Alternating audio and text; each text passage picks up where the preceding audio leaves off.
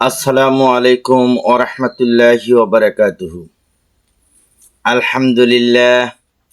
আলহামদুলিল্লাহি নাহমাদুহু ওয়া নাস্তাইনুহু ওয়া নাস্তাগফিরুহু ওয়া নু'মিনু বিহি ওয়া নাতাওয়াক্কালু আলাইহি ওয়া নাউযু বিল্লাহি মিন শুরুরি আনফুসিনা ওয়া মিন সাইয়্যাতি আমালিনা।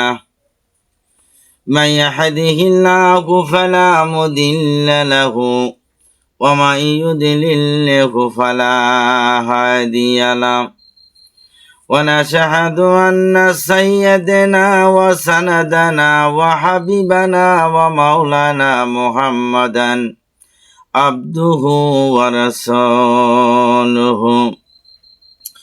الذي أرسله بالحق بشيرا ونذيرا وداعيا إلى الله بإذنه وسراجا منيرا. فقد قال الله تعالى في كلامه المجيد وفرقانه الحميد. أعوذ بالله من الشيطان الرجيم. بسم الله الرحمن الرحيم. وجوه يومئذ نائمة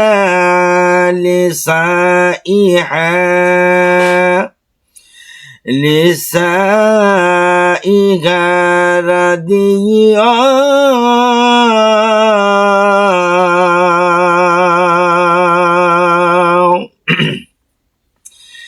إن الله وملائكته يصلون على النبي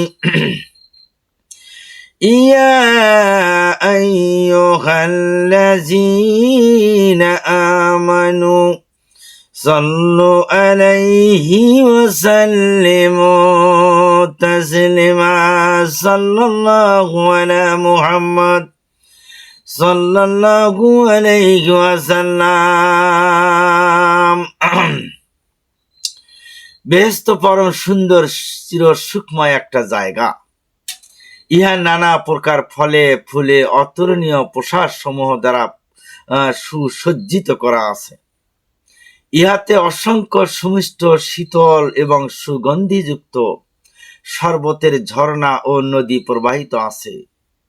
ইহা এত সুন্দর যে মানুষ কখনো তা কল্পনাও করতে পারে না। আল্লাহ পাক তার নেককার মুমিন বান্দার বান্দীদের জন্য এটা পুরস্কার স্বরূপ এটা স্থানটা আল্লাহ পাক রেখে দিয়েছেন। এখানে মৃত্যু নাই, রোগ নাই, শোক নাই, অভাব নাই, অভিযোগ নাই, দুঃখ কষ্ট কিচ্ছু নাই। নবী করিম সাল্লাল্লাহু আলাইহি ওয়াসাল্লাম বলেন, বেহেশতের মাটি হবে মেশক জাফরানের। আল্লাহ পাক স্বর্ণের ও রৌপ্যের ইট দ্বারা ইয়া প্রস্তুত করে রেখে দিয়েছেন। সুবহানাল্লাহ। বেহেশতের সুখ ও সৌন্দর্যের বর্ণনা করা মানুষের কোনো সাধ্য নাই। বেহেশতবাসী পুরুষগণ 32 বছরের যুবক আর মহিলাগণ 16 বছরের যুবতী হবে। দুনিয়ার নিয়ম মানুষের বয়স যত বেশি হয় ততই তারা দুর্বল হয়ে পড়ে, কিন্তু বেহেশতবাসীগণের বয়স যতই বেশি হবে ততই তাদের শক্তি আর সৌন্দর্য বৃদ্ধি পাবে ইনশাআল্লাহ। সুবহানাল্লাহ। আমার বন্ধুগণ, বেহেশতের একজন বাদীকে দেখে জিবরাইল আলাইহিস সালাম বেহেশত হতে পড়ে গিয়েছিল সেই দিন। সেই বাদী বলেছিলেন, আমরা যাদের জন্য দাসী তাহাদিকে আল্লাহ রাব্বুল আলামিন মুহাম্মদ সাল্লাল্লাহু আলাইহি ওয়াসাল্লামের উম্মতের জন্য সৃষ্টি করে রেখে দিয়েছেন। সুবহানাল্লাহ, সুবহানাল্লাহ। আমার ভাইয়েরা, আল্লাহর মহব্বতে যারা নিজেকে বিসর্জন দিয়েছেন, তারাই এর চেরি সুখময় বেহেশতের মধ্যে বসবাস করবে। যারা সর্বদা আল্লাহর কোরআনে কারিম পড়তে লিপ্ত আছেন, 5 ওয়াক্ত নামাজ আদায় করে, রমজান মাসে রোজা রাখে, দান সদকা খয়রাত করে, হারাম হালাল বেঁচে চলেন, মা বাপের সাথে ভালো ব্যবহার করেন, যাকাত আদায় করেন, পর্দা রক্ষা করে যারা চলেন, সত্য কথা যারা বলেন, ওয়াদা খেলাফ যারা করে না, মুনাফিকি যারা করে না, ধোঁকাবাজি যারা করে না, শিকত গীবত করে না, দিনের জন্য জান ও মাল খরচ করে, যার হকটা আদায় করে নেয়, অহংকার কোনোদিন করে না, কারোর সাথে হিংসা করে চলে না, কেউ রুমাল ঠকায়া খায় না, রাত্রিকালে নির্জনে বসে আল্লাহর ভয়ে আল্লাহর মহব্বতে রোদন করে করে কান্দে, নিজের পাপের কথা মনে করে অনুতপ্ত হয়ে কান্নাকাটি শুরু করে, ক্ষমা প্রার্থনা করে আল্লাহ পাকের দরবারে। তারাই চিরসুখময় বেহেশতের মধ্যে চির অধিকারী হয়ে থাকবে। সুবহানাল্লাহ। আমার বন্ধুগণ,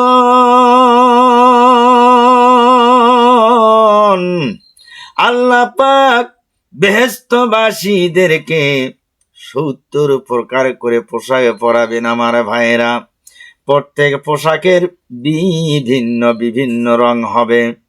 বেহেশতবাসীদের 10 আঙ্গুলে 10টা আংটি দেওয়া হবে, উহার প্রত্যেকটিতে বিভিন্ন লেখা থাকবে, অঙ্কিত থাকবে।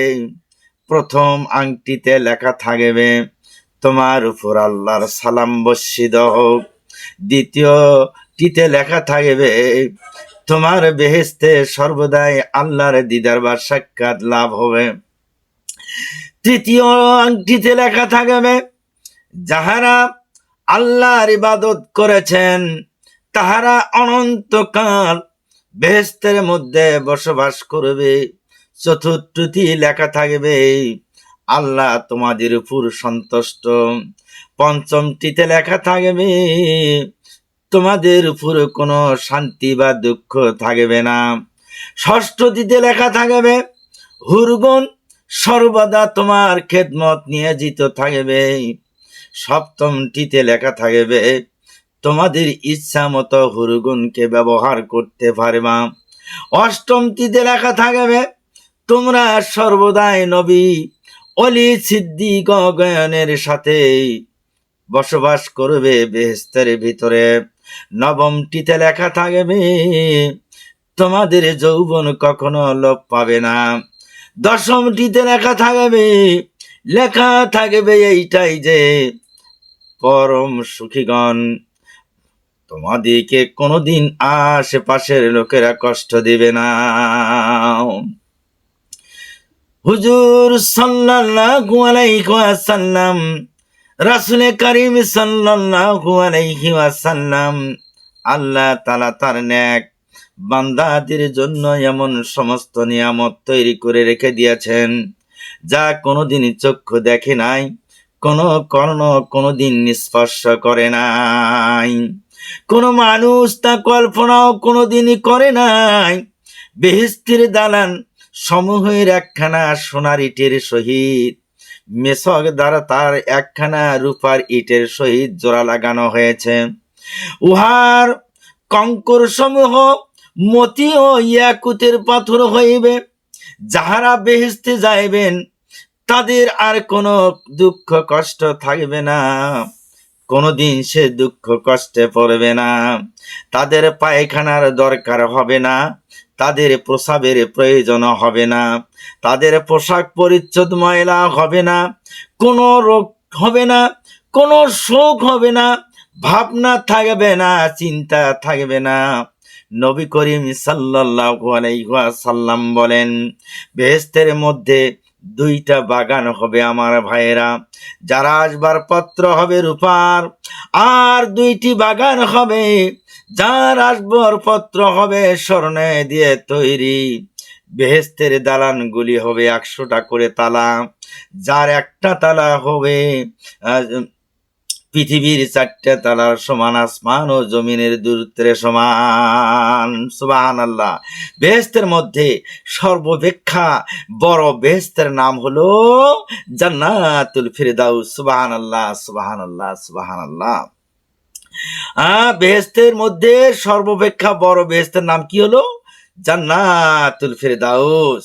জান্নাতুল ফিরদাউস হতে 4টা ঝর্ণা প্রবাহিত হয়ে গেছে। আর একটা দুধের ঝর্ণা, আর একটা মধুর ঝর্ণা, একটা পবিত্র শরাবের ঝর্ণা, আর একটা পরিষ্কার পানির ঝর্ণা।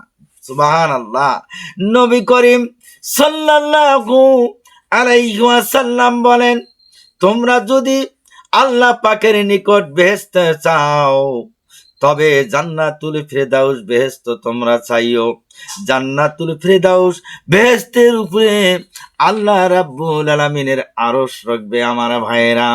বেহেশতের হুরগণ সকলেই 16 বৎসরের পূর্ণ যুবতী। আর আল্লাহ পাক হুরদিকে এত সৌন্দর্য দান করেছেন যে তারা বর্ণনা করা মানুষের কোনো সাধ্য নাই। যদি কোনো হুর রাত্রিতে দিকে নজর করে চায়, তবে রাত্র দিন হয়ে যাবে আমার ভাইয়েরা। তাদের মুখের থুতু এত সুগন্ধে পূর্ণ হবে যে তার এক ফোঁটা দুনিয়াতে পড়ে গেলে সমস্ত দুনিয়া মিসকময় এত সুগন্ধি হয়ে যাবে। এক এক ফোঁটা পানিতে পড়লে পরে সমস্ত পানিগুলো দুধের মতো সাদা হয়ে যাবে, আতরের মতো সুগন্ধিময় হয়ে যাবে। সুবহানাল্লাহ। জিবরাইল আলাইহিস সালাম যখন আদম বেহেশত দেখতে গেল, তখন জিবরাইল আলাইহিস সালাম চমকায়ার মতো একটা আদমের বেহেশতের হাসি বেহেশতের মধ্যে দেখল।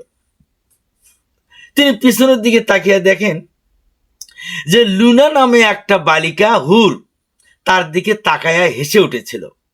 তার দাঁতের আলোতে সমস্ত বেহেশত আলোকিত হয়েছিল। সুবহানাল্লাহ, সুবহানাল্লাহ। ইহা দেখে তিনি বললেন, সুবহানাল্লাহ, প্রশংসা সেই রব্বুল আলামিনের জন্য যিনি তোমাদেরকে এত সুন্দর করে সৃষ্টি করেছেন। তাদের চক্ষু বড় বড়, চোখের সাদা অংশ খুব সাদা আর কালো অংশ খুব কালো। হুরগুন এত সুন্দরী হওয়া সত্ত্বেও দুনিয়ার মহিলারা যারা বেহেশতে যাবে তারা ওই নূরের তৈরি হুরের চাইতেও সুন্দরী ও সম্মানিত হবে। সুবহানাল্লাহ।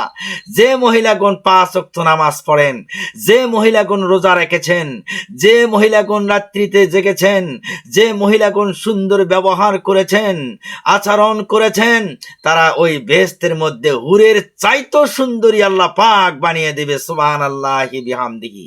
আমার ভাইয়েরা, আমার মা ও বোনেরা, আর হুরগুন তাদের তবে তাবেদারি হয়ে যাবে ওই হুরগুন। সেই হুরগুন তারা কি করবে? ওই মা বোনদের জন্য পান পাত্র নিয়ে তাদের আশেপাশে ঘোরাফেরা করবে। কেননা হুরগুনকে আল্লাহ পাক ইচ্ছা করে ওইরূপ সুন্দরী করে সৃষ্টি করে রেখে দিয়েছেন। আর দুনিয়ার মহিলাগণকে ওইরূপ সুন্দরী করে সৃষ্টি করলেও তারা দুনিয়াতে বসে কষ্ট করে ন্যাক আমল যারা করেছিলেন, সেই ন্যাকের ফলে, তাদের ইজ্জতের ফলে, সম্মানের ফলে এই সৌন্দর্য আল্লাহ পাক বেহেশতের ভিতরে তাদেরকে দান করবেন। সুবহানাল্লাহি বিহামদি। আমার ভাইয়েরা, সূরা গাশিয়ার মধ্যে 8 নম্বর আয়াত এবং 9 নম্বর আয়াতের মধ্যে আল্লাহ রাব্বুল আলামিন বলে দিয়েছেন, উযুকু ইয়াউমা ইযিন নাঈমা লিসাইহা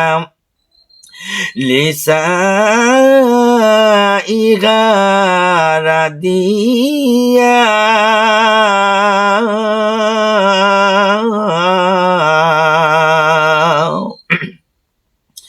সেই দিন তাদের মুখমণ্ডল অতি আনন্দময়, সুন্দর এবং তরুতাজা হবে। আখিরাতের শাস্তির জন্য, শান্তির জন্য তারা দুনিয়াতে বসে যে সব মেহনত পেরেশানি করেছেন, উহার পুরস্কার স্বরূপ আল্লাহ পাক তাদেরকে দিয়ে দিবেন। এই নিয়ামতের তুলনায় দুনিয়াতে মেহনত কিছুই নয়।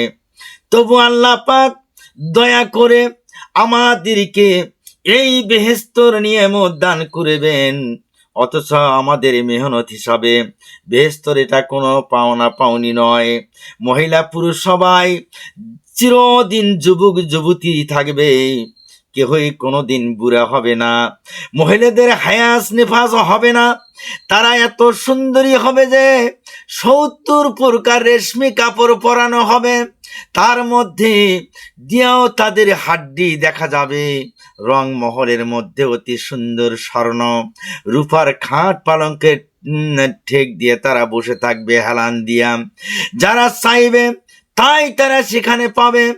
যখন মনে চাবে যে অমুক গাছের ফল খাবো, তখনই সঙ্গে সঙ্গে ওই গাছটার ফল এসে তার মুখের উপর ঝুলতে থাকবে। সুবহানাল্লাহ। প্রাণ ভরে ফল খেলো, ডাল ছেড়ে দিলে ওই গাছ নিজ স্থানে আবার পৌঁছে যাবে, পূর্বের মতোই ফল পরিপূর্ণ থাকবে। এক হাতে 10 গাছি করে মণিমুক্তার চুরি থাকবে, সর্ব শরীরে স্বর্ণের অলংকার থাকবে। তারা একে অপরের মুখামুখি হেলান দিয়ে বসবে, আলাপ করবে, হরিরা মধুর সুরে খোশ আওয়াজে গান গাবে। এমন এমন সুন্দর সুন্দর গান তারা গাবে, মন মাতানো গান সেই দিন তারা গাবে বেহেশতের ভিতরে, কোনোদিন কেহ দুনিয়াতে শোনে নাই। সুবহানাল্লাহ। ছোট্ট ছোট্ট ফুটফুটে বালক বালিকাগণ খুশবো, মজাদার ফল, শরবতের পিয়ালা, পাখির ভুনা গোস্ত, স্বর্ণের কারুকার্য, পান পাত্র হাতে নিয়ে তারা চতুর্দিক দিয়ে ঘুরতে থাকবে, ঘুরতে থাকবে, ঘুরতে থাকবে। চোখের পাওয়ার এত হবে যে বেহেশতিরা 1000 বছরের রাস্তার একই নজরে তারা দেখতে পাবে। সুবহানাল্লাহ। 1000 বছরের রাস্তার পরিমাণ জায়গার চেয়ে ছোট বেহেশত কাহারও হবে না। এই বিশাল রাজ্যের এক প্রান্ত থেকে অন্য প্রান্ত পর্যন্ত সমানভাবে তারা দেখতে পাবে। সুবহানাল্লাহ। দুনিয়াতে যেমন বেঈমানেরা ইমানদারদেরকে দেখলে হাসি করত, তারা ঠাট্টা করত, উহা দেখে তাদের প্রাণে দুঃখ সেই দিন লেগে যাবে, তেমনি বেহেশতে বসে তারা পাপীদের আযাব দেখতে পাবে, তা আর হাসাহাসি ঠাট্টা করতে থাকবে তারা। ইহা দেখে জাহান্নামীরা দুঃখে চিৎকার মেরে মেরে কলিজা ফাটায়ে ফেলবে। হায়রে, এই দুনিয়াতে বাস করে ক্ষণিকের সুখ করে এত বড় আযাবের মধ্যে গ্রেপ্তার হয়ে গেলাম, আর আমাদের সঙ্গের সাথীগণ এত বড় সম্মান তারা পেয়েছে, আনন্দে বসবাস করতেছে জান্নাতের ভেতরে। তাদের দুনিয়াতে কিছুই ছিল না, এখন তারা বাদশা হয়ে গেছে জান্নাতের ভিতরে।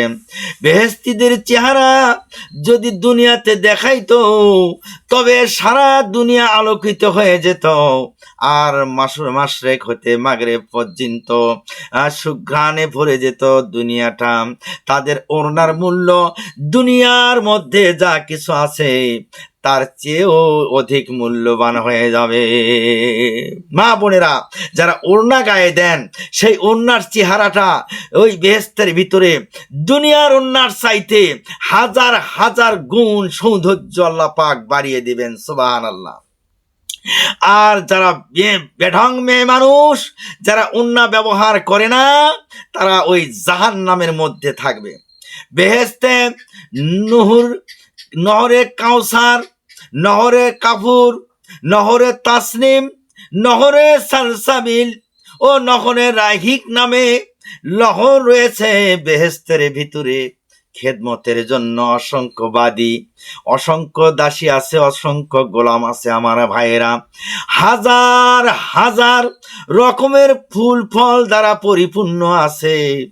এক একটা ফলের ভিতরে 70 প্রকার স্বাদ আপনারা পাবেন।